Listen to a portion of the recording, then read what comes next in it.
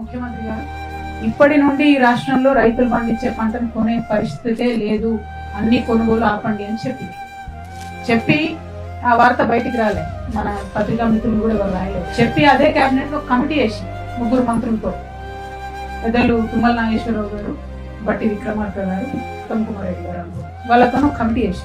అయితే ఈ వార్త ఎక్కడ కూడా పత్రికలలో రాలేదు, కేబినెట్ లో కూడా చెప్పలేదు. కొనుగోళ్ల మీద, రైతుల కొనుగోళ్ల మీద ఏం చేస్తారు వాళ్ళు చెప్పలేదు. కానీ ఈ లోపల ఏం జరిగింది, ప్రతి కుప్ప మీద ప్రతి జిల్లాలో ఎండవేడి తట్టుకోలేక రైతులు అదే కొనుగోలు కేంద్రంలో చనిపోతున్న ఘటనలు రోజు కూడా పేపర్లో చూసి మనందరం దుఃఖపడతాం.